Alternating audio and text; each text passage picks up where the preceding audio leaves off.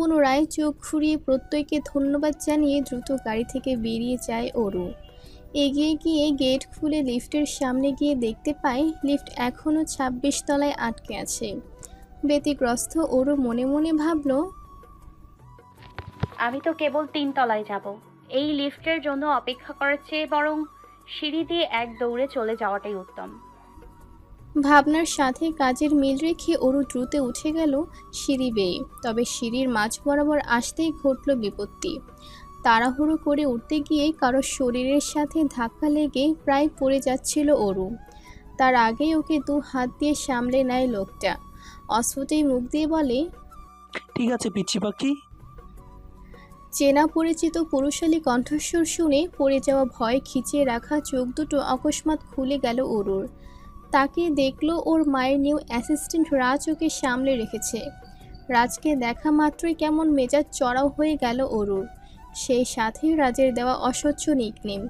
ও কোনো মতে নিজেকে সামলে নিয়ে কাট কাট গলায় বলল, আমি ঠিক আছি, ধন্যবাদ। কিন্তু আপনি এখানে রাতের বেলা কি করছেন? ধান্দা কি সেটা বলুন। রাজ সম্মোহনী হাসি দিয়ে বলল, কোনো ধান্দা নেই ম্যাডাম, এই পুরো ভবনে বেশিরভাগই অ্যাপার্টমেন্ট বাঙালি, সেই সাথে দোতলার কর্নার আমাদের। আব্বু আমাকে নিয়ে সেই ছোট্টবেলা থেকেই ফ্ল্যাটে থাকি আমি, সেই হিসাবে বলতে গেলে আমার আপনাকে জিজ্ঞাসা করা উচিত ধান্দা কি। ছেলেটা হেসে হেসে কথা বলে ঠিকই, কিন্তু কথার মাথায় খোঁচা দিতে এক চুলও ছাড় দেয় না। বড্ড শেয়ানা। রাজের কথায় ওর চোখ মুখ কুঁচকে অবিশ্বাসের সুরে বলল, কি? রাজ পুনরায় ঠোঁট গলিয়ে হেসে বলল,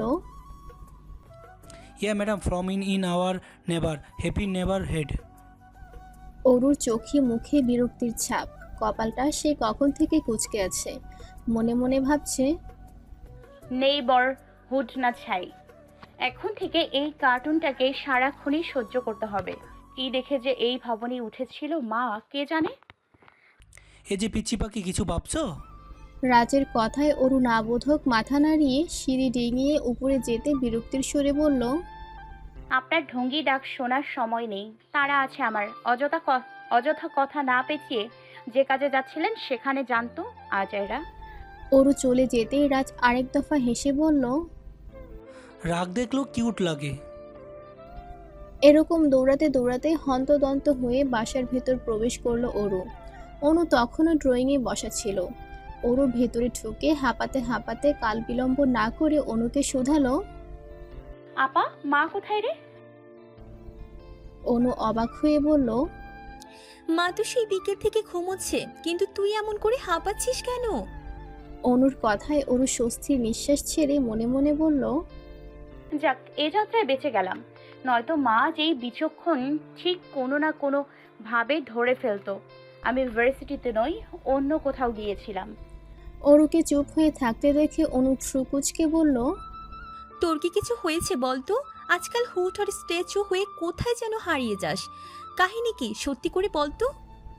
অরু হাত দিয়ে মাছি তাড়ানোর মতো করে বলল, আরে দূর, কোনো কাহিনী নেই। দেরি হয়ে গেছিল তাই ভয়ে ছিলাম আর কি। যাই একটু পানি খাই। নিজের বেড়ে যাওয়া শ্বাস প্রশ্বাসকে খানিকটা সামাল দিতে অরু ডাইনিং টেবিলের দিকে এগিয়ে গিয়ে পানি পান করছিল। তখনই ওর পেছনে থেকে দাঁড়িয়ে অনু বলে ওঠে, ওরু, তোর জামার ফিতে এমন গিট্টু মারা কেন? এখন এটা বলিস না যে জামার ফিতে এমন গিট্টু মেরে তুই সারা ভার্সিটি ঘুরে বেরিয়েছিস। কথা শেষ করে অট্ট হাসিতে ফেটে পড়ে অনু। এদিকে ওরও অবুঝের মতো নিজের পেছনে হাত দিতেই মনে পড়ে যায় এটা কৃতিকের কাজ। তখন কৃতিক ওর জামার ফিতেটা টান মেরে খুলে ফেলেছিল, তারপর নিজেই বেঁধে দিয়েছিল। কিন্তু এইভাবে গিট্টু মেরে জামার ফিতা কে লাগায়? লজ্জা, সংকোচ, বিরক্তি তিনের সংমিশ্রণে ওর চোখ মুখ বুজে এসেছে। তখনকার কথা মনে পড়লে এখনও শরীরটা কেমন কম্পিত হয়ে উঠছে অজানা শিহরণে। ওদিকে একটা ফিতে বাঁধতে না পারায় অযোগ্যতার কৃতিকের উপর রাগও লাগছে খুব। অনু সে কখন থেকে একাধারে দাঁত কেলিয়ে যাচ্ছে। অরু নিজের মূর্খতা এড়াতে কোনো মতে অনুকে পাশ কাটিয়ে রুমে চলে যায়। অরু মাথা নুয়ে চলে যাচ্ছে দেখে অনুর টিপ্পনি কেটে বলে, এই যে পিচ্ছি পাখি, পরের বার ফিতে না বাঁধতে পারলে আমাকে বলিস কেমন, আমি লাগিয়ে দেব। তবু এমন গিট্টু মেরে মান সম্মান খোয়াস না। অরু পেছনে ঘুরে নাক শিকোয় তুলে বলল, আপা তুইও? অরুর অসহায় বাক্যে অনু আবারও ভেতরের কষ্ট করে আটকে রাখা হাসিটা উগরে দিল। অরুর আর কী বা করবে, ভেতরে ঢুকতে ঢুকতে মিনমিনিয়ে বলে, তুই ভুল ভাবছিস আপা, এটা আমার নয়, প্রফেসর জেকের কাজ। সায়েন্স ল্যাবের সবচেয়ে আধুনিক আর ব্যয়বহুল রুমে বসে মাইক্রোস্কোপ মেশিনে চোখে লাগিয়ে কিছু একটা তরল জাতীয় পদার্থ সূক্ষ্ম নজরে পর্যবেক্ষণ করছে নিখিল। সামনে থাকা তরল পদার্থের দিকে এতটাই গভীর মনোযোগ যে বারবার অজান্তেই নিজের দাঁত দিয়ে ঠোঁট কামড়ে ধরছে সে। নিখিল বরাবরই ছাত্র হিসেবে 100-তে 100। নিজের মধ্যে থাকা হাজারটা খারাপ অভ্যেস কিংবা খারাপ চর্চায় কোনো কিছুতেই ওর পিছুটান হয়ে দাঁড়ায়নি ওর মেধাবী মস্তিষ্কের কারণে। শুধুমাত্র তুখোড় মেধাবী হওয়ার দরুন সব কিছু ঢাকা পড়ে গিয়েছে লোকচক্ষুর আড়ালে। অরুর মতো সহজ সরল মেয়েরাই তার ভুক্তভোগী। নিখিল একটা দুটো নয়, একসাথে অনেকগুলো গার্লফ্রেন্ড রেখে অভ্যস্ত। মেয়েদের প্রতি ওর অন্যরকম নেশা, যার ফলে কোনো মেয়েকেই না করতে পারে না ও। আশ্চর্যের বিষয় হলো ওর বেশিরভাগ গার্লফ্রেন্ডই টিনেজ, ওর বয়সে কিংবা তার চেয়ে একটু কম বেশি। তবে নিজের কাজের বেলাতে বরাবরই নিখিলের পুরোপুরি ভিন্ন রূপ লক্ষণীয়। কাজের ক্ষেত্রে নিখিলের থেকে মনোযোগী আর ডেডিকেটেড মানুষ বোধহয় দুটো নেই। ওই জন্যই তো মেয়েরা নিখিলের প্রতি এতটা আকর্ষণ অনুভব করে। যদিও বা নিখিলের অনেক বেশি নারী আসক্তি, তবে সেটা এই সায়েন্স ল্যাবের বাইরে গিয়ে, কারণ কাজের ক্ষেত্রে কখনো কম্প্রোমাইজ করে না নিখিল। এই যেমন এই মুহূর্তে নিখিলের পাশে সে কখন থেকে ওরই আফ্রিকান ফ্রেন্ড লিও দাঁড়িয়ে আছে, সেটা গভীর মনোযোগে নিখিলের দৃষ্টিগত হয়নি এখন পর্যন্ত। কী করে হবে, নিখিল তো সেই কখন থেকে এক ধ্যানে মাইক্রোস্কোপে পর্যবেক্ষণ করে চলেছে। কিন্তু যখন মনে হলো কেউ ওর পাশেই দাঁড়িয়ে, তখনই দ্রুত হাতে কিছু একটা লুকিয়ে ফেললো নিখিল। লিও খানিকটা অবাক হয়ে শুধালো, কি লুকালে তুমি? কি আছে ওই বোতলে দেখি? নিখিল আড়ালে শুষ্ক ঢোক গিলে না জানার ভান করে বলল, কি বলছো? কে ফেললো? কই কিছু না তো, মনে হয় ভুল দেখেছো তুমি। মোটেই না, কাচের বোতলে তরল জাতীয় কিছু আমি স্পষ্ট দেখেছি। নিখিল এবার এগিয়ে এসে লিওর ঘাড়ের উপর হাত দিয়ে বলল, বুঝেছি, সকাল থেকে না খেয়ে সারাদিন ল্যাবে পড়ে আছো, তাই চোখে ভুলভাল দেখছো। আমিও খাইনি কিছু। চলো ক্যান্টিনে গিয়ে লাঞ্চ করে আসি, আমার ট্রিট। ট্রিটের কথা শুনতে খাদক লিও এক গাল হেসে বলল। Okay bro, let's go. নিখিলও লিওর সাথে হাসতে হাসতে বেরিয়ে গেল। যাওয়ার আগে খুব সাবধানে চোখ ঘুরিয়ে লুকিয়ে রাখা কাচের ছোট্ট বোতলটাকে আরও একবার পরখ করে নিল সে। রাত জেগে অপেক্ষার প্রহর গোনার মতো ধৈর্যের কাজ আর বোধহয় কিছুতেই নেই। তা গত দুদিনে হাড়ে হাড়ে টের পেয়েছে ওরও। সেদিন কৃতিক বলেছিল বারান্দায় অপেক্ষা করতে, সে আসবে। ওরও না চাইতেও মস্তিষ্কের বিরুদ্ধে কি অপেক্ষা তো করেছিল ঠিকই, তবে নির্দয় কৃতিক তার কথা রাখেনি। এদিকে দুদিন ধরে কৃতিককে না দেখতে পেয়ে বুকের ভেতরের সুপ্ত চিনচিন ব্যথাটা কেমন মাথাচাড়া দিয়ে উঠছে অরুর। আজকাল খেতে, ঘুমাতে, কথা বলতে কিংবা ভার্সিটি যেতে কোনো কিছুই ভালো লাগে না ওর। সারাদিন দরজা আটকে শুয়ে বসে দিন কাটায়, নয়তো ওয়াশরুমে গিয়ে সারাদিন শাওয়ার ছেড়ে ভিজতে থাকে।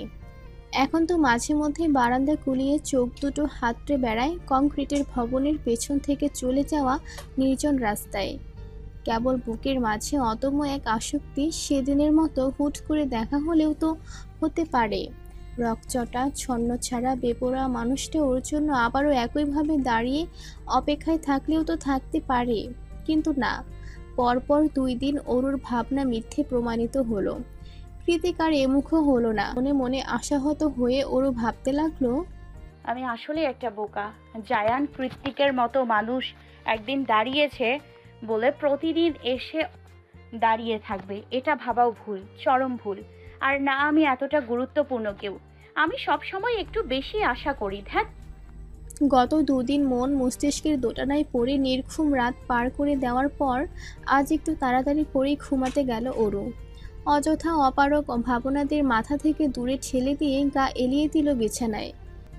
গত 2 দিন ধরে ঘুমানোর দরুন বিছানায় গা এলিয়ে দেওয়ার সঙ্গে সঙ্গে ঝড় ছড়িয়ে ক্লান্তি নেমে এলো শরীরে।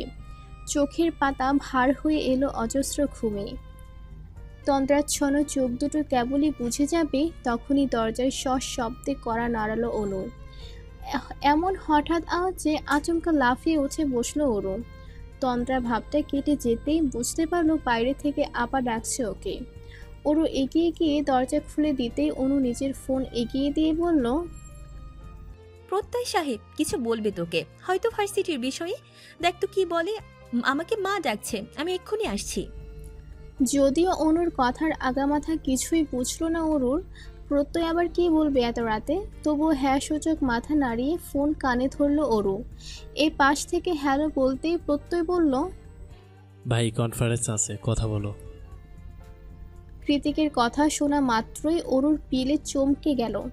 এতক্ষণ স্থিরে থাকা হাতটা হুট করে কাঁপতে শুরু করলো।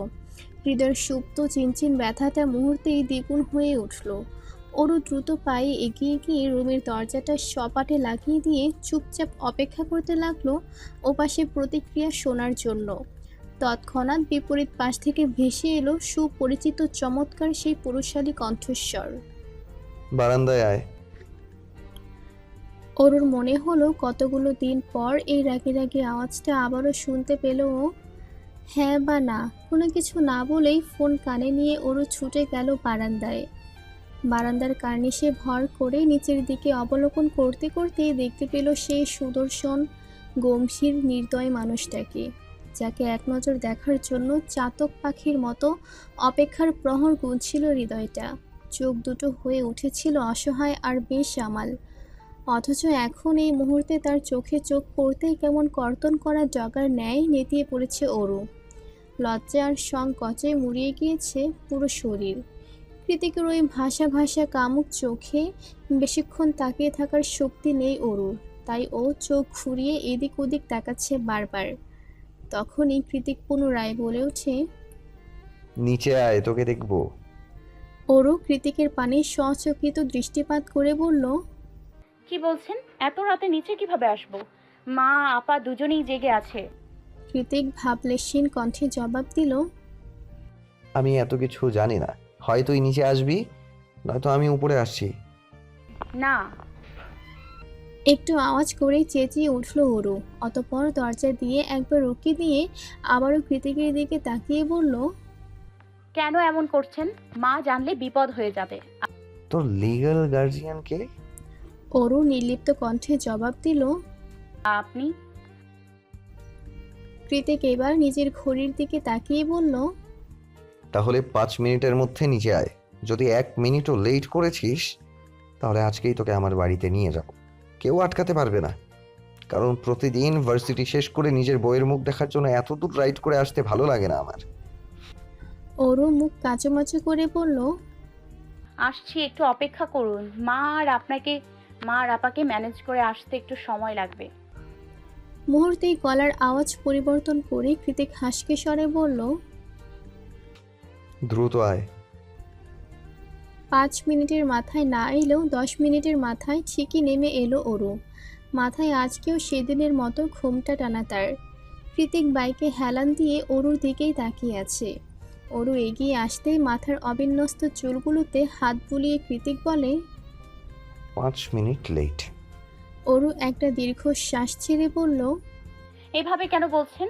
কত কষ্টে লুকিয়ে চুরিয়ে বের হয়েছে আপনি তো জানেন। কতদিন লুকোবি এভাবে?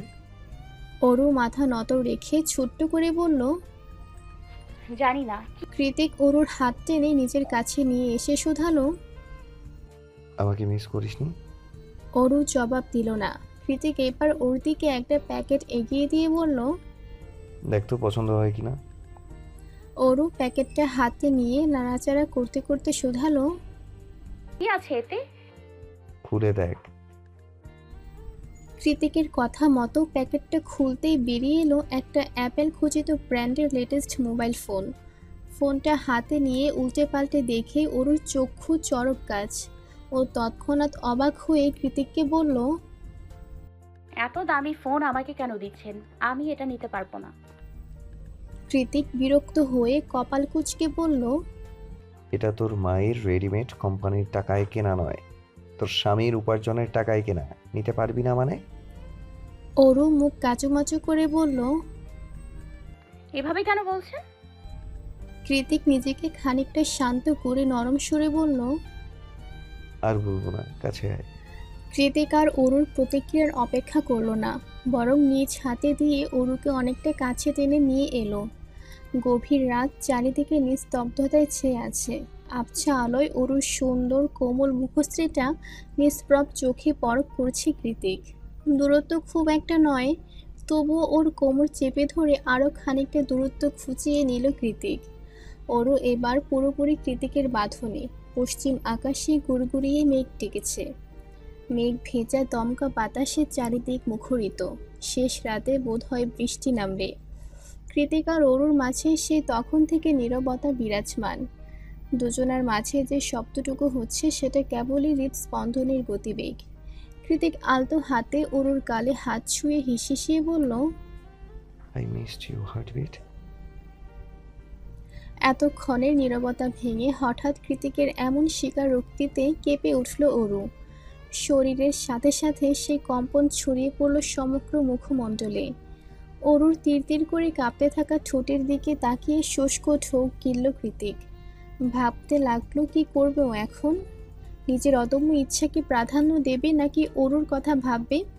কৃতিক নিশ্চুপ হয়ে আছে দেখে অরু নিজেকে কৃতিকের থেকে ছাড়িয়ে নিয়ে বলল। রাত বেড়েছে, আমি এখন আসছি। কথা শেষ করে অরু 2 কদম পা বাড়াতেই পেছন থেকে ওর ওড়না টেনে ধরে কৃতিক। অরু ঘাড় ঘুরিয়ে শুধালো। ওড়না কেন টেনে ধরেছেন? কৃতিক অরুর ওড়নাটা হাতে পেঁচিয়ে ওকে নিজের কাছে টানতে টানতে বলল। কাছে আয় বলছি। অরু না চাইতেও পুনরায় কৃতিকের কাছাকাছি এলে কৃতিক এক টানে ওকে নিজের মুখোমুখি দাঁড় করিয়ে হাসকি স্বরে বলল। হার্টবিট, রাইট নাও আমি এমন কিছু করব যেটা তোমার পছন্দ নাও হতে পারে, but I can't control myself. Be patient, okay? কৃতিকের কথায় অরু আমতা আমতা করে বলল। কৃতিক আর জবাব দেওয়ার প্রয়োজন বোধ করল না। এক হাতে অরুর ঘাড়ের পেছনে দিয়ে ওকে নিজের দিকে টেনে এনে চোখ বন্ধ করে ঠোঁট ছোঁয়ালো অরুর তুলতুলে নরম গোলাপি অধরে। কৃতিকের সাথে সাথে অরু এবার অকস্মাৎ 2 চোখ খিচে বন্ধ করে নিল। 2 হাত দিয়ে খামচে ধরল কৃতিকের শার্ট। ভেতরের দীর্ঘশ্বাস ক্রমান্বয়ে বৃদ্ধি পাচ্ছে। কৃতিকের ঠোঁটের স্পর্শে ধূমকেতুর হলকার মতো শিহরণ ছড়িয়ে পড়েছে শরীরের রন্ধ্রে রন্ধ্রে। অনুভূতির শক্তি তুঙ্গে যার দরুন ভালো মন্দ কিছুই অনুভব করতে পারছে না অরু। খানিক বাদে কৃতিক ঠোঁটের দূরত্ব বাড়িয়ে এক ঝলক অরুর মুখটা পরখ করে নিল। বিরক্তির লেশমাত্র নেই ওর চোখে মুখে। যা আছে তা কেবলই ভয়তর অনুভূতি। অরুর মুখভঙ্গিমা আর মৌনতা দৃশ্য দেখে একটুখানি তির্যক হেসে দ্বিগুণ আগ্রহ নিয়ে অরুর তুলতুলে অধরগুলোকে পুনরায় ওষ্ঠাগত করে নেয় কৃতিক। এবার আর রহস্যই নয়, অনেকটা গভীরভাবেই মিলিত হয় 2 জোড়া অধর। কোনো এক অজানা কারণবশত অরুর বুজে থাকা চোখ দিয়ে গড়িয়ে পড়ছে অশ্রু শক্তি নোনা জল, যা টুপটাপ করে গিয়ে সযত্নে ঠাঁই নিচ্ছে কৃতিকের শার্টের উপর। কৃতিকের চুম্বনের গতিবেগের তালে তাল মিলিয়ে অরুর ছোট্ট ছোট্ট হাতের বাঁধন শক্ত হয়ে উঠছে দ্বিগুণ। ওর খামচে ধরা হাতের টানে কৃতিকের শার্টের বোতামগুলো বোধহয় এবার ছিঁড়েই চলে আসবে। মাত্রাতিরিক্ত উত্তেজনায় হৃৎপিণ্ড তখন ফেটে পড়ার উপক্রম। শরীরের সবটুকু ভার পড়ে আছে কৃতিকের দখলে। এলোমেলো ঝড়ো বাতাসের তাণ্ডবে অরুর মাথায় তুলে রাখা ঘুমটাটা খুলে গিয়েছে সেই কখন। ভেতরের উথাল পাথাল অনুভূতিতে অরুর প্রাণ যায় যায়, তবুও এক চুলও ছাড় দিচ্ছে না কৃতিক। পেছনে মাথা উঁচু করে দাঁড়িয়ে থাকা কংক্রিটের ভবন থেকে অস্পষ্ট সুরে তখনও ভেসে আসছে বেশ সামাল 2টো গানের লাইন। প্রত্যয়ের কথায় অনু মানে লাগার মতো মুখ গোমড়া করে বলল। এভাবে কেন বলছেন? আপনার জন্যই তো এত বড় ফর্ট বানালাম। আমার জন্য মানে? আপনার সাথে বের হতে গেলে তো হাতে একটু সময় নিয়ে বের হতে হতো, তাই মাকে বলেছি অনেক কিছু কিনতে হবে। প্রত্যয় ফোঁস করে একটা নিঃশ্বাস ছেড়ে বলল। বুঝলাম। তারপর আঙুলের ইশারা করে পিছনে অরুর পায়ে পা লাগিয়ে ঝগড়া করতে থাকা রাজকে দেখে বলল, কিন্তু ওটাকে কেন নিয়ে এসেছো? অনু মুখ কালো করে বলল। মা জোর করে ধরিয়ে দিয়েছে। কি করবেন? কাজকর্ম তো সব চামচাদের মতো। আপনার নাম রাজকে রেখেছে শুনি। তুমি তো পিচি, তাহলে এত জাল কোথায় থেকে আসে শুনি শুনি? রাজের কথায় ওরু তেতে উঠে বলল, আমাকে কোন দিক দিয়ে পিচ্ছি মনে হয়? আশ্চর্য। পিচি নয় তো কি, দেখো এখানে সাইজে সবার থেকে ছোটও তুমি। আমার তো মনে হয় তোমার বড় উপযুক্ত ছেলে পাওয়াই মুশকিল হয়ে যাবে।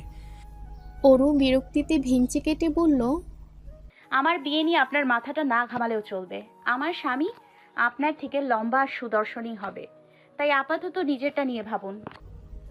কথা শেষ করে ওরু মুখ ছামটে দিয়ে অন্যদিকে ঘুরতেই দেখলো কৃতিক এসে বাইক থামিয়েছে ওদের সামনে। কোনো রূপ বাইকার জ্যাকেটে কিংবা ফর্মাল স্টাইলে নয়, একটা ব্ল্যাক স্কিনি টি শার্ট আর ওভার সাইজ ড্যানিম পরে আছে। পায়ে নাইক খচিত স্নিকার্স, চোখে কালো রঙা রোদ চশমা। কৃতিককে দেখে ওরু কিছুটা ছুটে গিয়ে অনুর ওড়না টেনে ধরে বলল, এই আপা, উনি এখানে কি করছেন? অনু একবার কৃতিকের দিকে তাকিয়ে প্রত্যয়কে উদ্দেশ্য করে বলল, হ্যাঁ তাই তো প্রত্যয় সাহেব, কৃত্তিক ভাইয়াকে কেন ডেকেছেন? প্রত্যয় কাট কাট গলায় বলল, আমি তো ভেবেছিলাম ওরও একা আসবে। আমরা কোথাও সময় কাটাতে গেলে ওরও কি হতো, তাই ভাবলাম ভাই তো ফিরেই আছে। প্রত্যয়ের কথা শেষ হবার আগেই কৃতিক সেখানে হাজির হয়। কৃতিক আসা মাত্রই অরু কাচুমাচু হয়ে অনুর পেছনে দাঁড়িয়ে পড়ে। সবাইকে পিছু হটিয়ে কৃতিক সবার আগে অরুর দিকে তাকিয়ে ভ্রুকুচকে বলল, কি ব্যাপার, তুই ওনার পেছনে দাঁড়িয়ে মুচড়ামুচড়ি করছিস কেন? কি সমস্যা? অরু শটান হয়ে দাঁড়িয়ে বলল। কই না তো। কৃতিক প্রত্যয়ের দিকে তাকিয়ে বলল, তোমরা কোথাও যাবে বলেছিলে? প্রত্যয় হ্যাঁ সূচক মাথা নাড়ালে কৃতিক আবারও বলে, ইউ ক্যান গো নাও, সময় হলে কল দিও, আমি আশেপাশেই থাকবো। অনু এবার একটু আগ বাড়িয়ে কৃতিকের উদ্দেশ্যে বলল, ইয়ে ভাইয়া, ওর একটু খেয়াল রাখবেন, আমরা তাড়াতাড়ি চলে আসব। কৃতিক অরুর দিকে তাকালো, যে এই মুহূর্তে মাথা নিচু করে ক্রমাগত আঙুলে ওড়না পেঁচিয়ে যাচ্ছে। তারপর একটা দীর্ঘশ্বাস ছেড়ে ছোট্ট করে জবাব দিল। রাখবো। অনু আর প্রত্যয় চলে গেলে রাজ এগিয়ে এসে অরুকে বলল। এই যে পিচি, চলো এবার বাজারগুলো করে ফেলি। রাজের পিচ্চির সম্বোধনে অরু আতকে উঠে কৃতিকের দিকে চাইল। কৃতিক এগিয়ে এসে বলল, এক্সকিউজ মি, কি বললে ওকে তুমি? রাজ ঘুরে দাঁড়িয়ে প্রথমে কৃতিকের মুখের দিকে চাইল। সামনাসামনি না দেখলেও জেকে গ্রুপের হেড অফিসের গভর্নিং বডির মেম্বারদের মধ্যে সর্বশীর্ষে এই সুদর্শন লোকের ছবি দেখেছে রাজ। তার মানে মালিক পক্ষের কেউ হবে। ব্যাপারটা বুঝতে পেরে তৎক্ষণাৎ কৃতিককে সালাম ঠুকল সে। Hello sir, nice to meet you sir. Kritik তো প্রথমে চেয়েছিল কয়েকটা পাঞ্চ বসিয়ে দিবে ছেলেটার নাক বরাবর, কিন্তু এখন এভাবে সম্মান জানানোতে ও নিজেই বিব্রত হয়ে পড়েছে। কিছু উপায়ন্তর না পেয়ে অরুর হাত থেকে ছো মেরে বাজারের লিস্টটা নিয়ে রাজের হাতে ধরিয়ে দিয়ে বলল, বাজারগুলো সেরে আসুন, আমরা ওয়েট করছি। তড়িৎ গতিতে হ্যাঁ সূচক মাথা নাড়িয়ে সুপার শপের দিকে চলে যায় রাজ। রাজ চলে যেতে অরুর হাত চেপে ধরল কৃতিক। খানিকটা নিজের কাছে টেনে এনে দাঁতে দাঁত পিষে বলল, এমন চোরের মতো বিহেভ কেন করছিস? টাকা আমার দিকে। অরু এদিক ওদিক মাথা নাড়িয়ে বলল, পারবো না। কেন পারবি না? টাকা বলছি, নয়তো ধরে একটা আছাড় মারবো। অরু তেতে উঠে বলল, পারবো না বলেছি তো, আমার বুঝি লজ্জা লাগে না? অরু না তাকানোর কারণ বুঝতে পেরে কৃতিক ঠোঁট টেপে হাসির সংবরণ করে বলল, আচ্ছা, টাকাতে হবে না, চল। কোথায় যাব? কৃতিক হেলমেট পরে আরেকটা অরুর দিকে বাড়িয়ে দিয়ে বলল, বাইকে ওঠ বলছি। দেখছেন চারদিকে কেমন মেঘ করেছে, একটু পরেই বৃষ্টি নামবে। এর মাঝে আপা চলে এলে আবার ঝামেলা হবে। আমি যাব না কোথাও। তুই উঠবি নাকি আমি নামবো?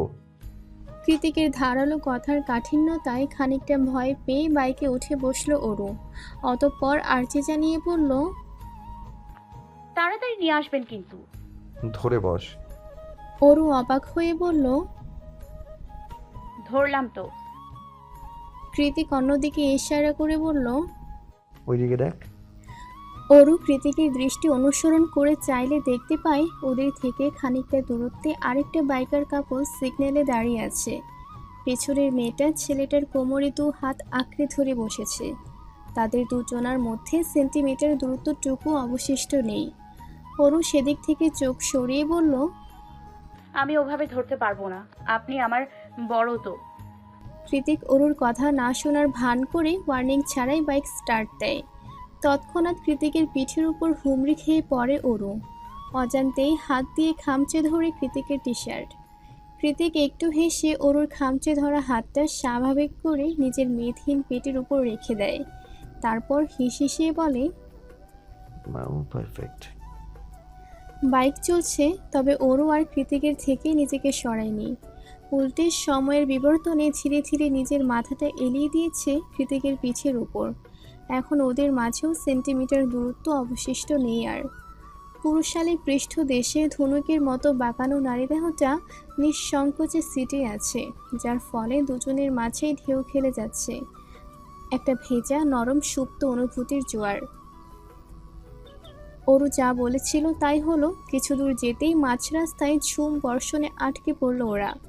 নিজেদের বৃষ্টির হাত থেকে বাঁচাতেই কোনো মতে দৌড়ে গিয়ে একটা ইকো পার্কের মস্ত বড় গাছের নিচে ঠাঁই নিল দুজন। অরুর পরনে টকটকে লাল রঙা চুড়িদার, যা এই মুহূর্তে ভিজে গিয়ে শরীরের সাথে চুপসে লেগে আছে। তাও গায়ের ওড়নাটা দিয়ে বৃষ্টি আড়াল করে দাঁড়িয়ে আছে অরু। কৃতিক এগিয়ে এসে নিজেও অরুর ওড়নার মধ্যে ঠাঁই নিল। অরু এবার একটু ভালো করে কৃতিকের মাথার উপর ওড়নাটা ছড়িয়ে দিয়ে বলল, আপনাকে আজকাল বড্ড আপন লাগে। কৃতিক ঘোর লাগা দৃষ্টিতে অরুর ভেজা মুখমণ্ডল পরখ করে বলল, আমি বরাবরই তোর আপন ছিলাম, তুই বুঝতে পারিসনি, সেটা তোর ব্যর্থতা। অরু অবাক চোখে কৃতিকের দিকে তাকায়, বোঝার চেষ্টা করে কৃতিক আদতে কি বুঝিয়েছে। কৃতিক অবশ্য বোঝানোর মতো পরিস্থিতিতে নেই। ওর চোখ আটকে আছে অরুর কোমল ফিনফিনে রক্তরাঙা ঠোঁট জোড়ায়। মানুষ একবার কোনো কিছু পেয়ে গেলে সেটা বারবার পেতে চায়। কৃতিকেরও তার ঊর্ধ্ব নয়, ও এই মুহূর্তে অরুর ঠোঁটের দখলদারি পেতে চায়। ঠিক কাল রাতের মতো পরম আবেশে ডুবে যেতে চায় অরুর ঠোঁটের ভাঁজে।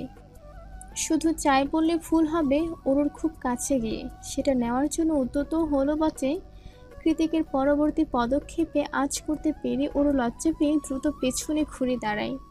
বরং একটু একটু করে এগিয়ে গিয়ে পেছন থেকে অরুর লম্বা চুলগুলো এক পাশে সরিয়ে মুখ ডুবিয়ে দিল ওর গলার খাঁজে। চোখ বন্ধ করে প্রিয় নারীর ভেজা শরীর থেকে শুষে নিতে লাগলো প্রতিটি বাড়িকণা। কৃতিকের এতটা কাছে আসা, এতটা গভীর আলিঙ্গন খুব বেশিক্ষণ সহ্য করতে পারল না অষ্টাদশী অরু। লজ্জায় সংকুচিত হয়ে তড়িৎ গতিতে ঘুরে মুখ লুকালো কৃতিকের বুকের মাঝখানে। অরু কাঁপছে। ওর শরীরের তীব্র কাঁপুনিতে কৃতিকের মাঝে হঠাৎ করে তৈরি হওয়া অদম্য সুপ্ত পুরুষালী চাহিদাগুলো মুহূর্তে হারিয়ে গেল। ও আস্তে করে অরুর পিঠে হাত রেখে নরম সুরে বলল, ইটস ওকে জান। অরু এবার মাথা তুলে বলল, আপনি সত্যি আমার প্রেমে পড়েছেন? কবে পড়লেন বলুন না। কৃতিক অরুর গালে নিজের খড়খড়ে পুরুষালী হাত ছুঁয়ে বলল, এতগুলো বছর পরে এই প্রশ্ন করছিস, কি উত্তর দেবো আমি? কৃতিকের প্রতি উত্তরে গভীরতা আঁচ করতে পেরে অরু আবারও 2 হাতে শক্ত করে ওর গলা জড়িয়ে ধরল। আজ বোধহয় অরুও প্রেমে পড়েছে। কোনোরূপ মোহ কিংবা খানিকের ভালো লাগা নয়, বরং সত্যিকারের প্রেমে।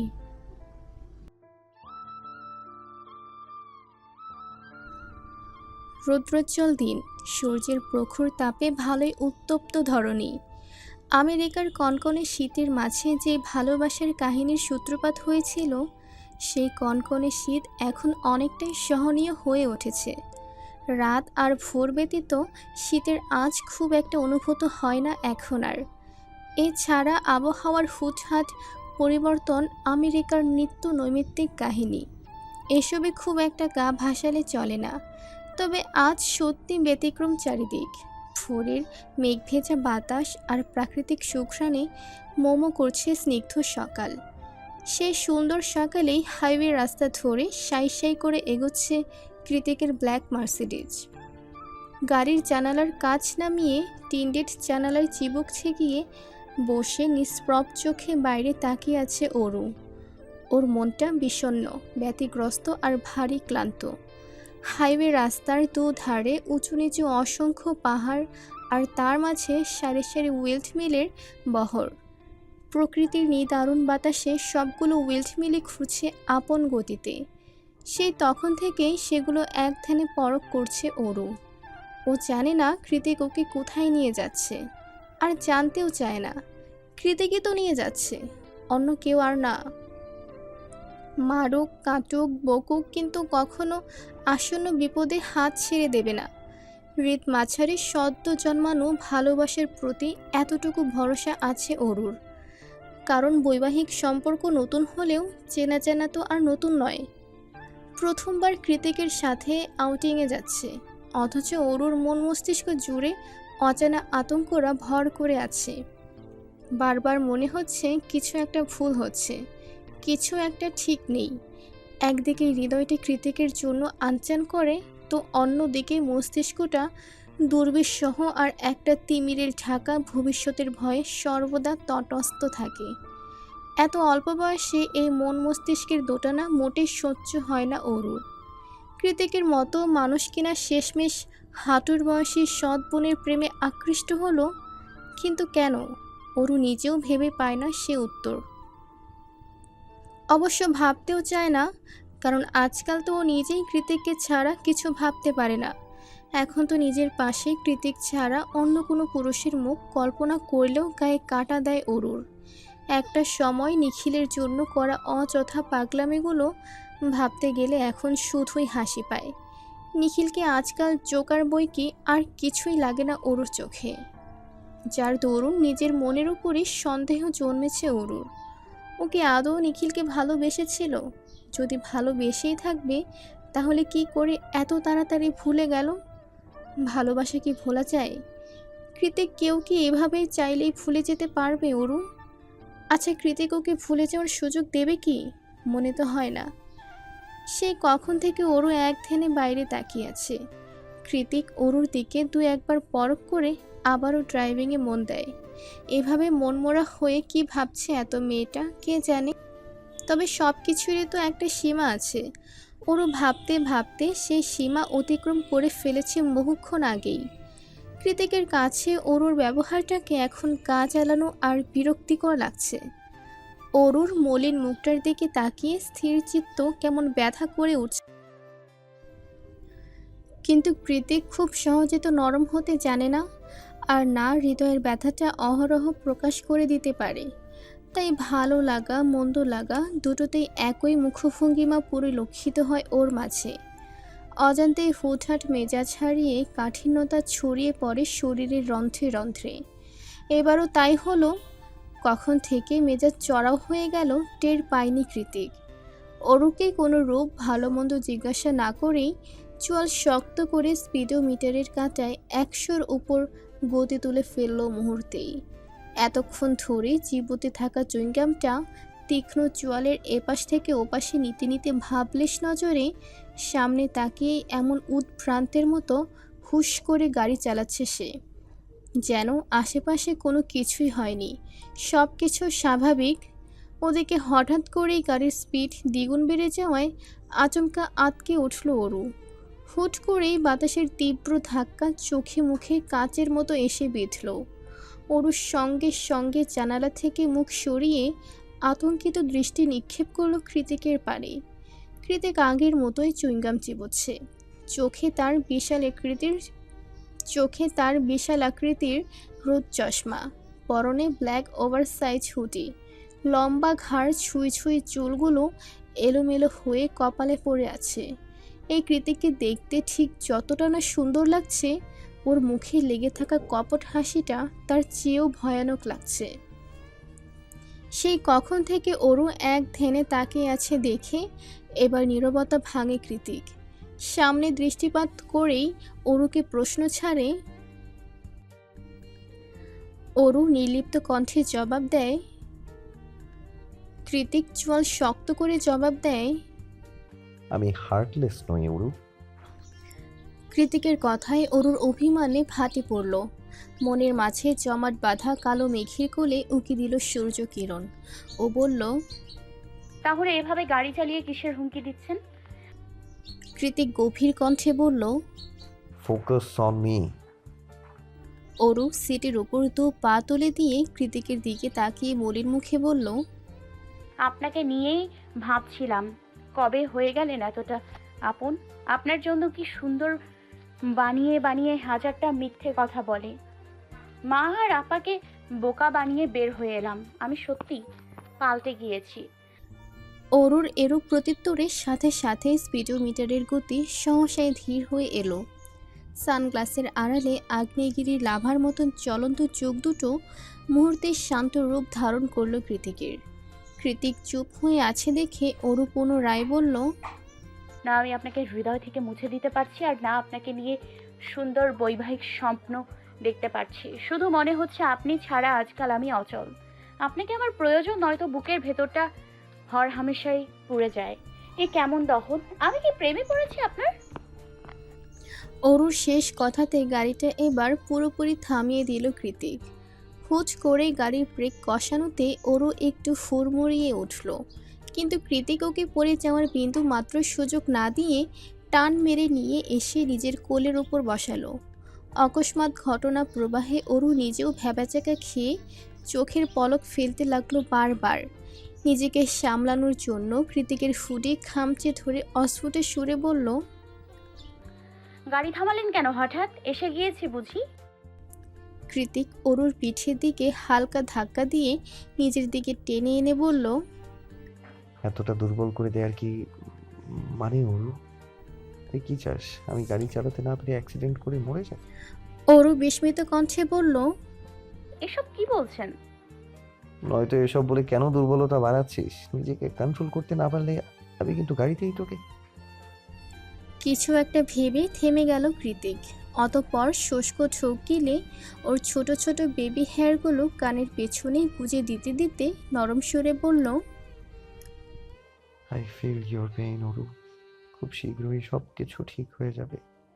তুই বললে আমি এখনই সব কিছু ঠিক করে ফেলতে পারি, কিন্তু বারবার তোকে জোর জবরদস্তি করতে চাইছি না আমি, তাই সময় দিচ্ছি। তাই বলে এই না যে আমি ভবিষ্যতেও চুপ করে থাকবো। সময় হলে আমার ওরুকে আমি ঠিক ছিনিয়ে নেব। আই রিপিট, ছিনিয়ে নেব।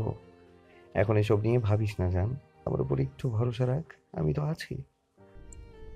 অরু কিছুই বলছে না, অবাক দৃষ্টিতে কৃতিকের পানে তাকিয়ে আছে। এই লোক এত সুন্দর করে বোঝাতেও পারে! মাত্র কয়েকটা বাক্য দ্বারা কি সুন্দর হৃদয়ে বইতে থাকা জলোচ্ছ্বাসের মতো উত্তাল ঢেউকে নিমিষে শান্ত করে কানায় কানায় ভরিয়ে দিল। অরু তাকিয়ে আছে দেখে কৃতিক বলল, you have to promise me, আর এসব নিয়ে মন খারাপ করবি না। অরু এবার ঠোঁট উল্টে বাচ্চাদের মতো হ্যাঁ না দুই দিকেই মাথা নাড়ালো। অরুর কাণ্ডে কৃতিক সামান্য হেসে বলল, তাই অনেক কিছু শেয়ার করতে দ্বিধা বোধ করিস, লজ্জিত হোস। এতে অযথা ভাবনার কিছু নেই। আমাদের মধ্যে সেরকম স্বামী স্ত্রীর স্বাভাবিক সম্পর্ক এখনো তৈরি হয়নি। এই দ্বিধা আর সংকোচটুকু তাই অস্বাভাবিক কিছু নয়। তাই বলে এই না যে আমরা কখনো নর্মাল স্বামী স্ত্রীর মতো হব না। তুই আমার থেকে বয়সে ছোট বলে আমি তোকে ছেড়ে দেব, কখনোই নিজের একান্ত ব্যক্তিগত চাহিদাগুলোকে তোর সামনে উপস্থাপন করব না, এটা ভেবে থাকলে এখনো ভুলের মধ্যে আছিস জান। একটা সময় আসবে যখন তোর শরীর সম্ভ্রম দিয়ে নয়, আমার শরীর দিয়ে ঢাকা থাকবে।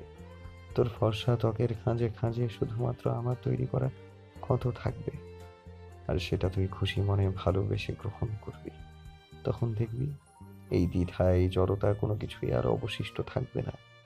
তোর আমার সব কিছু মিলেমিশে একাকার হয়ে যাবে। তখন তুইও আমাকে নিয়ে বৈবাহিক স্বপ্ন দেখবি, আই সোয়ার। এতক্ষণ তো ভালোই বোঝাচ্ছিল, কিন্তু হুট করে কি থেকে কিসের মাঝে চলে গেল কৃতিক। একে তো দু পা ছড়িয়ে কৃতিকের কোলের ওপর বসা, তার উপর কৃতিকের এমন লাগাম ছাড়া জ্ঞানদান, সব মিলিয়ে মাথা নুইয়ে চুপচাপ বসে বসে আঙুল দিয়ে কৃতিকের হুডের ফিতে ধরে টানাটানি করছে অরু। গলাটা শুকিয়ে কাঠ হয়ে গিয়েছে, কান দিয়ে ধোঁয়া বের হচ্ছে। এই মুহূর্তে এক পা নাড়াচাড়া তো দূরে থাক, মাথা তুলে কৃতিকের ওই ভাসা ভাসা চোখের দিকে তাকানোরও শক্তিটুকু অরুর মাঝে অবশিষ্ট নেই। অরুর লজ্জায় মরে যেতে ইচ্ছে করছে। কেউ শুধু শুধু অহেতুক গাড়ির মধ্যে এভাবে কোলে বসিয়ে রাখে, মানুষ কি বলবে? কৃতিক যে এতটা লাগামহীন নির্লজ্জ প্রকৃতির লোক সেটা আজ প্রথমবার উপলব্ধি করলো অরু। মনে মনে কৃতিকের ওপর চড়াও হয়ে অরু বলল, ছাড়ুন, আমি নামবো। আমার আগেই বোঝা উচিত ছিল এই লোক সুবিধার না, যে সারাক্ষণ ডার্ক রোম্যান্টিক অডিও বুক শুনে সময় পার করে, সে কিভাবে ভদ্রলোক হতে পারে? কৃতিক সেই তখন থেকে কোলের ওপর বসিয়ে রেখেছে অরুকে। ওদিকে অরুর প্রচুর বিরক্ত লাগছে এভাবে বসে থাকতে। কতক্ষণ এভাবে বসে বসে কালো হুডির কালো বিশ্লেষণ করা যায়? কালো দেখতে দেখতে চোখ ধরে এসেছে ওর, তাই টিকতে থাকতে না পেরে নীরবতা ভেঙে অরু শুধালো, আপনি আমার শরীরে ক্ষত কেন করবেন? আপনি কি ডাকাত? কৃতিক এতক্ষণ ব্যাক সিটে মাথা এলিয়ে দিয়ে চোখ বন্ধ করে রেখেছিল। হঠাৎ অরুর এমন প্রশ্ন শুনে নিজের হাত দিয়ে অরুর ঘাড়টা সামনে টেনে এনে মুখের কাছে মুখ নিয়ে ও হিসিয়ে বলল, I like dark romance baby. নরম সরম আদরে আমার পোষায় না। আমি যেখানে টাচ করি সেখানে ক্ষত বানিয়ে তবেই ছাড়ি। এই জন্যই বলি এখনো সময় দিচ্ছি, নিজেকে প্রস্তুত কর। ছোট বলে মোটেও ছেড়ে দেবো না। তোর কাছাকাছি এলে নিজের মধ্যে থাকি না আমি, পরে আমাকে দোষ দিতে পারবি না। কৃতিকের অসহনীয় কথার অরুর কান বন্ধ হয়ে যাওয়ার উপক্রম। মনে মনে ভাবল, কি প্রশ্ন করলাম, উনি কি উত্তর দিল? এই লোকের মাথায় কি সবসময় এইসবই ঘোরে? ছে! কৃতিক আবারও ব্যাকসিটে মাথা এলিয়ে দিয়েছে। অরু এবার রাগ দেখিয়ে কিছু বলতে যাবে, তার আগেই গাড়ির জানালা দিয়ে উকি দিল সায়র। কৃতিক একইভাবে অরুকে কোলে নিয়ে শুধালো, কি চাই? সায়র কৃতিকের কথায় পাত্তা না দিয়ে অরুর দিকে চাইল, যে আপাতত সায়রকে দেখে ওড়না দিয়ে নিজের নাক মুখ পেঁচিয়ে মমি হয়ে কৃতিকের কোলে বসে আছে। অরুর অবস্থা দেখে সায়র ঠোঁট চেপে হাসির সংবরণ করে বলল, কৃতিকের মুখে লাগাম টানার জন্য অরুর এই প্রথমবার সাহস করে একটা কাজ করে বসলো। ও এগিয়ে এসে দু হাত দিয়ে কৃতিকের মুখ চেপে ধরল। কৃতিক অরুর চেপে রাখা হাতের মধ্য থেকেই অস্পষ্ট সুরে সায়রকে বলল, স্পেশাল ডোজ। তোদের মতো সিঙ্গেল মানুষ এসব বুঝবে না। আমার বউ লজ্জা পাচ্ছে, যা ভাগ শালা। সায়র ফোঁস করে একটা নিঃশ্বাস ছেড়ে বলল, বাস ওয়েট করছে, জলদি আয়। অতঃপর যেতে যেতে অসহায় সুরে বলল, আমার যে কবে একটা বউ হবে, এই উপরওয়ালা আর কতদিন সিঙ্গেল রাখবে তুমি আমায়? একটা আমেরিকান গার্লফ্রেন্ড জুটিয়ে দিলেও তো পারো। চারিদিকে পাহাড় বেষ্টিত অরণ্যে ঘেরা নির্জন পরিবেশ। সরু পিচ ঢালা রাস্তায় এক মাথায় দাঁড়িয়ে আছে মিনি সাইজের একটা অত্যাধুনিক বাস। কৃতিক হাতের মুঠোয় অরুর ছোট্ট হাতটা চেপে ধরে এগিয়ে যাচ্ছে সেদিকেই, যেন অরু কোনো বাচ্চা মেয়ে। হাত ছাড়লে দুষ্টামি শুরু করে দেবে। এদিক ওদিক তাকিয়ে বাসটাকে পর্যবেক্ষণ করে অরু যেতে যেতে বলল, এখন আবার বাসে কোথায় যাব? গন্তব্যে। ছোট্ট করে উত্তর দিল কৃতিক। ওর মনটা ভালো, তাই হয়তো এতটুকু উত্তর পেয়েছে অরু। যেহেতু কৃতিক খুব একটা কথা বলে না, তাই আশেপাশের সুন্দর পরিবেশ দেখতে দেখতেই হাঁটতে লাগলো অরু। অতঃপর হাঁটতে হাঁটতে কৃতিকের হাত ধরেই বাসে উঠে বসলো ও। বাসের ভেতরে অ্যালিসা, অর্ণব, ক্যাথলিন আর সায়র বসা। ক্যাথলিন মাথায় বাকেট হ্যাট পরে আছে। ও ওরকে দেখেও না দেখার ভান করে বসে রইল। তাকাতে যাবে, তারপর আবার কৃতিক রেগে মেগে এসে কি কেটে নেবে কে জানে। তার চেয়ে না তাকানোই মঙ্গল। ওরকে দেখে অ্যালিসা আগ বাড়িয়ে বলল, অরু আমার কাছে এসে বসো। অ্যালিসার আন্তরিকতায় ওরু এগিয়ে গিয়ে অ্যালিসার পাশে বসলো, আর কৃতিক চলে গেল পেছনে সায়র অর্ণবের কাছে। ওরু পাশে বসতেই অ্যালিসার সম্মোহনী হাসি দিয়ে শুধালো, আপুর উপর রাগ করে আছো বুঝি? ওরু এদিক ওদিক না সূচক মাথা নাড়িয়ে বলল, আমি তোমার উপর রেগে নেই আপু, তুমি তো আর কিছু করনি। জেকে কে বাধাও তো দিইনি। অ্যালিসার কথায় ওরও এবার ঘাড় ঘুরিয়ে পিছনে কৃতিকের পানে চাইল, যে খুব গভীর মনোযোগে আইপ্যাড স্ক্রল করছে আর সায়র অর্ণবের সাথে কিছু একটা নিয়ে আলাপ করছে। তারপর পুনরায় অ্যালিসার দিকে তাকিয়ে বলল, এখানে কারোরই কোনো হাত নেই আপু। আমি বোধহয় ওনার বুকের বাঁ পাশের পাঁজর দিয়ে তৈরি হয়েছিলাম, তাই ডেস্টিনি এড়াতে পারিনি। অরুর এমন সহজ স্বীকারোক্তিতে অ্যালিসার ঠোঁট প্রসারিত হয়ে মৃদু হাসিতে অরুর হাতটা নিজের হাতের মাঝে নিয়ে অবিশ্বাসের সুরে এলিসা বলে, তুমি কল্পনাও করতে পারবে না ও তোমার জন্য ঠিক কতটা পাগল, শুধু আমরাই জানি। তাই তো সেদিন ওর অন্যায় আবদারের বাধা দিতে পারিনি, কারণ সময়টা প্রতিকূল ছিল ঠিকই, কিন্তু তোমার প্রতি ওর অনুভূতিগুলো ছিল হীরের মতো স্বচ্ছ আর দিনের মতো সত্য। He is literally obsession for you Aru. আর সেদিন কেউ তোমার মায়ের অপারেশন বন্ধ করেনি, যে কি মিথ্যে বলে তোমাকে ভয় দেখিয়েছিল, যাতে তুমি দ্রুত বিয়েতে হ্যাঁ বলে দাও। অ্যালিসার কথার পাছে অরু আর কিছুই বলল না। আজ ওর সামনে নতুন করে কৃতিকের আরও খানিকটা রহস্য খোলসা হলো। তার মানে কৃতিক নিজেকে যেমনটা দেখায় কৃতিক আসলে তেমনটা নয়, পুরোপুরি ভিন্ন একটা মানুষ। অরু যখন হিজিবিজি ভাবতে ভাবতে চুপচাপ বাইরে তাকিয়েছিল, তখনই এলিসা ওকে হটডগ এগিয়ে গিয়ে বলল, নাও এটা খাও। সকাল থেকে না খেয়ে খেয়ে খিদের পেটটা চোচো করছে অরুর। এখন খাবার দেখে খিদেটা যেন আরও দ্বিগুণ বেড়ে গিয়েছে। তাই দেরি না করে হাত বাড়িয়ে খাবারটা নিতে যাবে, তৎক্ষণাৎ পেছন থেকে এলিসাকে উদ্দেশ্য করে কৃতিক বলল, এলিসা, ওরকে কিছু খাওয়াস না, ক্যাম্পিং ভ্যানে গিয়ে একেবারে খাবে। ওর এখন মাথা ঘুরছে, এখন খাওয়ালে বমি করে সারা দেশ ভাসিয়ে দেবে, তখন আবার আমার যত জ্বালা। অ্যালিসা তাড়াতাড়ি করে খাবারটা অরুর সামনে থেকে সরিয়ে নিয়ে উদ্বিগ্ন হয়ে বলল, অরু, সত্যিই তোমার মাথা ঘুরছে? অরু মেকি হেসে নিজের রাগ সংবরণ করে বলল, একটু আপু, আপাতত কৃতিকের দিকে তাকিয়ে কট মটিয়ে বলল, আমি মোটেই বমি করে সারা দেশ ভাসাই না। কৃতিক গভীর মনোযোগে আইপ্যাড দেখছে, সেই সাথে হটডগে কামড় বসাতে বসাতে অরুকে বলছে, ডোন্ট টক হার্টবিট, বমি চলে আসবে। অরু মুখে ভেঙচি কেটে সামনে তাকিয়ে বলল, অসহ্য। জ্যোৎস্না রাতে আকাশের উপর থালার মতো চাঁদ উঠেছে। তার আশেপাশে নির্ভীক সৈন্যের ন্যায় পাহারায় দাঁড়িয়ে অগণিত তারকাবাজি। চাঁদ আর তারকাদের রূপলি আলোয় ভেসে যাচ্ছে পুরো পাহাড়ের এ মাথা থেকে ও মাথা। পাহাড়ের চূড়ায় তিনটে ক্যাম্পিং ভ্যান পাথরের মূর্তির মতো স্থির দাঁড়িয়ে আছে, সেগুলো কৃত্রিম আলোয় আলোকিত।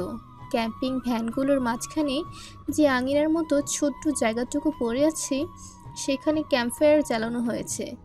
সন্ধে নামাতে একটু একটু হিমেল হাওয়া বইছে পাহাড়ের গায়ে, তবে এই মুহূর্তে কারোরই সেই বাসন্তিক হিমেল হাওয়াতেই নজর নেই। আপাতত একযোগে সবার দৃষ্টি ধরে রেখেছে অর্ণব আর অ্যালিসা। সবাই যখন ক্যাম্পফায়ারের চারিদিকে গোলাকার হয়ে বসে গল্পগুজবে মেতে উঠেছিল, তখনই সবার মধ্যে থেকে অর্ণব উঠে অ্যালিসার সামনে হাঁটু গেড়ে বসে পড়ে। অ্যালিসা অবাক হয়ে দাঁড়িয়ে গেলে অর্ণব হাতে থাকা চকচকে হিরে খচিত রিংয়ের বক্সটা বাড়িয়ে দেয় অ্যালিসার পানে। ক্যাম্পিং করার নাম করে পাহাড়ে এসে অর্ণব এভাবে সারপ্রাইজ করে দেবে সেটা কল্পনাও করেনি এলিসা। অবাকের চরম সীমানায় গিয়ে মুখের উপর হাত রেখে অ্যালিসা বলল, কি করছিস তুই? মাথা ঠিক আছে? সবাই দেখছে তোকে। অর্ণব বলল, দেখুক, এখানে সবাই আমাদের ভালোবাসার পাগলামিগুলো দেখে দেখে অভ্যস্ত। এলিসা, তোকে প্রথম দেখে ভালোবেসেছিলাম আমি, বলতে পারিস লাভ এট ফার্স্ট সাইট কাট। তারপর যতগুলো বছর একসাথে বেস্ট ফ্রেন্ড হিসেবে কাটিয়েছি, তোর প্রতি ভালোবাসাটা আমার বেড়েই গিয়েছিল দ্বিগুণ, তাতে কমেনি কখনো। তোর মনটাকে জিতে নেবার আসক্তি, তোকে আপন করে পাবার নেশার শরীরের নিউরনে ছড়িয়ে পড়েছে আমার। এখন মনে হচ্ছে এক পাক্ষিক ভালোবাসাতে বাসতে তুই আমার বেদিতে পরিণত হয়েছিস, আরোগ্য বেদি। আমার এই আরোগ্য ব্যাধি সারাতে তোকে বড্ড প্রয়োজন এলি। তুই কি পারলি না নিজেকে আমার নামে লিখে দিতে? এই মুহূর্তে আমাকে ফিরিয়ে দিতেও আমি জীবনে তোর পিছু ছাড়বো না। তুই এটা ভালো করেই জানিস, আর আমিও এটা যে জানি তুই আমাকে ভালোবাসিস। তাই বলছি এলিসা। অ্যালিসা চুপচাপ দাঁড়িয়ে আছে। হ্যাঁ না কিছুই বলছে না দেখে অর্ণব পুনরায় বলল, এখন ফিরিয়ে দিলে অসুবিধা নেই, আমি আবার তোকে প্রপোজ করব, সমস্যা নাই। তোকে ভালোবাসতে ভালোবাসতে এমনিতেই বন্ধুবহল নির্লজ্জ খেতাব প্রাপ্ত আমি। অর্ণবের শেষ কথায় ডুকরে কেঁদে উঠল অ্যালিসা। কাঁদতে কাঁদতে হেঁচকি টেনে বলল, কে বলেছে আমি তোকে ফিরিয়ে দেব? আমি কি এতটাই খারাপ যে নিজের ভালোবাসার মানুষের মন বুঝতে পারি না? অর্ণব এক গাল হেসে বলল, কাট, তাহলে হাতটা দে, ঋণ পড়াই। অ্যালিসা তৎক্ষণাৎ নাক টেনে হাত বাড়িয়ে দিল। অর্ণব অ্যালিসার অনামিকা আঙুলে রিং পরিয়ে দিয়ে উঠেই দাঁড়িয়ে চট করে অ্যালিসার ঠোঁটে ঠোঁট ডোবালো। ওদের এই গভীর প্রেম নিবেদন এতক্ষণ মন দিয়ে দেখছিল অরু। ভালো লাগছিল এমন ভালোবাসার পূর্ণতা দেখতে, কিন্তু হঠাৎ করে এইভাবে সবার সামনে এতটা অন্তরঙ্গ আলিঙ্গন দেখে সংকোচে চোখ সরিয়ে ফেলল অরু। অরুর কাছে ব্যাপারটা বিভ্রান্তিকর হলেও আমেরিকান কালচারে বড় হওয়া অ্যালিসা অর্ণবের কাছে এটা দুধ ভাত মাত্র। অরু চোখ নামিয়ে মাথা নত করে চুপচাপ ঘাস ছিঁড়ছে। তখনই কোথা থেকে এগিয়ে এসে সবার আড়ালে ওকে হ্যাচকা টান মেরে ক্যাম্পিং ভ্যানের পেছনে নিয়ে গেল কৃতিক। চাঁদের নিয়ন আলোতে কৃতিকের মাদকতা মিশ্রিত চোখ দুটো দেখে ওর অন্তরাত্মা কেঁপে উঠল। কৃতিকের উজ্জ্বল ফর্সা চোখ মুখ সব লাল বর্ণ ধারণ করেছে। স্বাভাবিকের চেয়ে একটু দ্রুতই শ্বাস নিচ্ছে সে। কৃতিকের এমন উদ্ভ্রান্ত রূপ দেখে ওরু সচকিত হয়ে শোধালো, কি হয়েছে আপনার? জ্বর এসছে দেখি। অরু কৃতিকের কপাল ছোঁয়ার জন্য হাত বাড়ালে কৃতিক সেটাকে খপ করে ধরে। বিনা বাক্যে দ্বিতীয়বারের মতো নিজের ডার্ক ব্রাউন ওষ্ঠযুগল অরুর নরম তুলতুলে অধরের মাঝে ডুবিয়ে দেয়। অরুর সংস্পর্শে আসার সঙ্গে সঙ্গে এক অবাধ্য উন্মাদনায় ছেয়ে গিয়েছে কৃতিকের শরীর মন সব কিছু, যার ফলস্বরূপ ওর ঠোঁটে গভীর থেকে গভীরতর রহস্য উন্মুক্ত করায় মত্ত হয়ে আছে কৃতিক। হঠাৎ করে আবারও সেদিনের বেসামাল অনুভূতির জোয়ার এসেছিল অরুর মাঝেও, কিন্তু কতক্ষণ? এখন কৃতিকের অতিরিক্ত চাহিদা পূরণ করতে গিয়ে দম নেওয়াই দায় হয়ে উঠেছে ওর। তার উপর অবাধ্য হাতের স্পর্শ, এমন আকস্মিক আক্রমণে অরুর যখন প্রাণ যায় যায় অবস্থা, তখন কৃতিক নিজেই ছেড়ে দিল ওর অধর। একটুখানি দম নিয়ে নিঃসংকোচে হাত নিয়ে রাখল অরুর গলায়। অতপর এক টানে ওড়নাটা খুলে ছুঁড়ে ফেলে দিল পাহাড়ের ঢালে। এতক্ষণ যেভাবেই হোক কৃতিকের কড়া পাগলামিগুলো মুখ বুজে সহ্য করে নিয়েছে অরু, কিন্তু এবার কৃতিকের অস্থিরতা আর নেশা ধরার চাহনি দেখে বেশ ভড়কে গিয়েছে ও। সেই সাথে সাথেই কৃতিকের পরবর্তী পদক্ষেপ আঁচ করতে পেরেছে খুব ভালোভাবেই। কৃতিক এগিয়ে আসছে দেখে ভীত অরু ওর শরীর স্পর্শ করার আগেই অন্যদিকে ঘুরে সশব্দে নাহ বলে কেঁদে উঠল অরু। হুট করে, একদম হুট করে ঘটে গিয়েছে ব্যাপারটা। কৃতিক নিজের মাঝেই ছিল না। তখন কি জানি কি হয়ে গেল, আরেকজনের ভালোবাসা দেখতে দেখতে ওর মাঝেও অরুকে একান্তে কাছে পাওয়ার তীব্র বাসনাটা কেমন মাথাচাড়া দিয়ে উঠেছিল। কিন্তু আচমকা এভাবে অরুর কান্নার আওয়াজ কানে ভেসে আসতেই সম্বিত ফিরে পেল কৃতিক। দু হাত দিয়ে নিজের স্টাইলিশ চুলগুলো নিজেই খামচে ধরে অস্পষ্ট সুরে বলল, শিট। তারপর দু কদম এগিয়ে গিয়ে অরুকে নিজের দিকে ঘুরিয়ে বলল, কি হয়েছে, কাঁদছিস কেন? দেখেছে? অরু বিনা বাক্যে চুপচাপ চোখের জল ফেলছে দেখে কৃতিক আবারও বলল, অরু, হার্টবিট, প্লিজ কাঁদিস না। সবাই ওপাশে আছে, এভাবে তোকে কাঁদতে দেখলে ওরা ভাববে আমি তোর সাথে জোর জবরদস্তি করেছি। কি হয়েছে বল আমায়, কেন কাঁদছিস? ঠোঁটে বেশি লেগেছে? অরু ফুপিয়ে উঠে বলল, মা আপনাকে মিথ্যে বলে এত দূরে এসে এই রাতের বেলা আমি ঠিক করেছি? মা যদি একবার বুঝে ফেলে আমি মিথ্যে কথা বলেছি, তাহলে আমাকে এমনভাবে কৌশলে আটকে ফেলবে যে আমি আর বাইরের জগতের মুখটাও দেখতে পারবো না। আর আমাকে তো নাই। অরুর কথায় কৃতিক খানিকক্ষণ চুপ হয়ে রইল, তারপর গভীর কণ্ঠে শোধালো, তুই আমাকে চাস কি না? অরুর পুরো মস্তিষ্ক এলোমেলো ভাবনায় ছেয়ে আছে। এই সময় এমন একটা প্রশ্নের কি মানে হয়, বুঝে উঠতে পারল না অরু। অরু চুপ হয়ে আছে দেখে কৃতিক পুনরায় একই প্রশ্ন করল।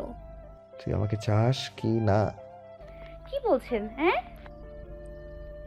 অরুকে মাঝখানে থামিয়ে দিয়ে কৃতিক আবারও বলল, হ্যাঁ অথবা না, এর বাইরে আর একটা টু শব্দ শুনতে চাই না। অরু দেখল কৃতিকের একটু আগের সে আবেগপূর্ণ প্রেম প্রেম চেহারা ফুট করেই কোথাও গায়েব হয়ে গেছে। চোখের মাঝে অনুভূতির ছিটে ফুটেও অবশিষ্ট নেই। এখন যা আছে তা কেবলই বংশানুক্রমে পাওয়া আভিজাত্য আর কর্তৃত্বের স্বয়ংসম্পূর্ণ ধারালো রূপ। অরু ভয়ার্ত দৃষ্টিতে চেয়ে আছে দেখে কৃতিক ওকে ঘুরিয়ে দাঁড় করিয়ে দিয়ে বলল, তোর হাতে 5 মিনিট সময় আছে, টেক ইউর টাইম। আমি এখানেই আছি, কোথাও যাচ্ছি না। এবার কৃতিকের কথাটাকে একটু সিরিয়াসলি নিয়ে সত্যি সত্যি ভাবতে বসলো অরু। সে শুরু থেকে শেষ পর্যন্ত প্রথম দিন এসে ভুল করে কৃতিকের বিছানায় ঘুমানো, ভরা গ্যালারিতে সবার সামনে ওর ওড়না নিয়ে নিজের ঘাম মোছা, অ্যালিসার জন্মদিনে কৃতিকের অনেকটা কাছাকাছি আসা, ওর ওপর কৃতিকের বারবার অধিকার ফলানো, প্রতিবার বিপদের ঢাল হয়ে রক্ষা করা, জঙ্গলে হারিয়ে যাওয়ার পর হেলিকপ্টারে করে ওকে সেভ করা, নিজের হাত কেটে হলেও ওকে বাঁচানো, নূপুর চুলের মতো ক্ষুদ্র ক্ষুদ্র জিনিসকে যত্ন করে আগলে রেখে দেওয়া, নিখিলের সত্যিটা জানার পর ওকে সামলানো, নিজের জীবনের সাথে ওর জীবনটাকে ইচ্ছে করে জড়িয়ে ফেলা, সেদিন কৃতিকের বাড়ি ছেড়ে আসায় সময়ের আগেই মাথার নিচের গোপনীয় সত্যি কথাটা অজান্তেই স্বীকার করে ফেলা, রাতের আধারে না ঘুমিয়ে ওকে এক নজর দেখতে আসা, আর সব শেষে অ্যালিসার বলা কিছু চরম সত্যি। তুমি কল্পনাও করতে পারবে না ও তোমার জন্য ঠিক কতটা পাগল। হি লিটারেলি অবসেশন ফর ইউ। হঠাৎ করে অরুর মনে হতে লাগলো প্রথম থেকে সব কিছু যেন একই সুতোয় গাঁথা, কেবল ওরই কিছু টের পায়নি, কিছু বুঝতে পারেনি। কি করে বা পারতো? ও তো কখনো কৃতিকের ভালোবাসা খুঁজতেই যায়নি, নিজেকে বারবার বসিয়ে এসেছে কৃতিকের অপছন্দের তালিকায়। অথচ এখন মনে হচ্ছে কৃতিকের মতো করে ওকে কেউ কখনো ভালোবাসতে পারবে না, কোনো দিন না।